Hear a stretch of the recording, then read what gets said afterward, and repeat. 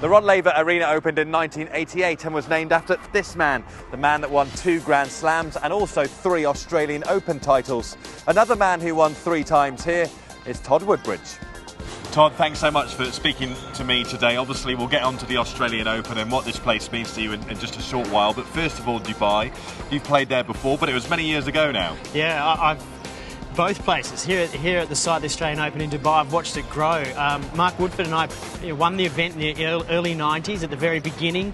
And I recall at the end of my career playing the last year there with Mahesh Bhupathi and watching the surrounds of the tennis stadium be inundated by more buildings and growth. So extraordinary how much that's changed over the length of my playing career. And in terms of Dubai growing, this place has as well. The Australian Open has become such a great event and one of the slams, of course. Well, I was a junior who played in the main draw at the first year here in 1988.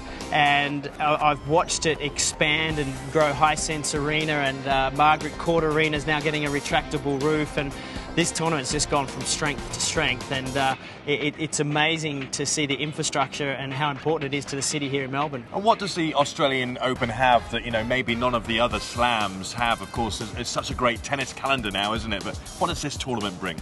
Well, I think every slam has something different, and the Australian Open brings summer. It's a relaxed attitude that Australia has. It's about beach and fun, and I know for the playing group in particular, they've come off winters in Europe and the States, and it's a real fresh start to the year, and it's a clean slate and it starts new, and the atmosphere and the whole thing around the Australian Open is sensational. The others have a completely different vibe. Here is about fun, relaxed, outdoor, and the players really feel that, and they thrive on it as well. Now, Todd, your career, of course, was pretty spectacular, wasn't it? Let's talk a little bit about your achievements in the sport. 3 titles here at the Australian Open. This place must be really special to you.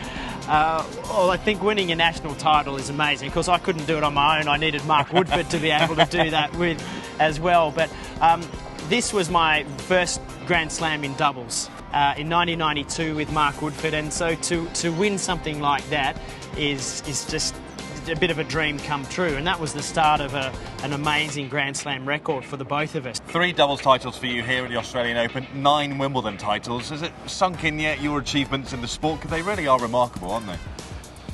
The older I get, it's that old adage, the better I get.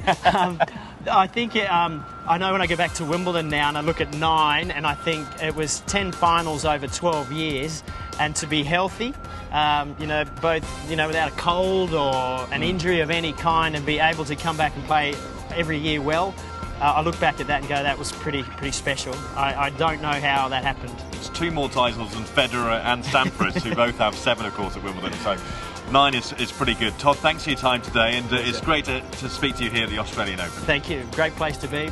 Come back to the Australian Open. It's the only place to be.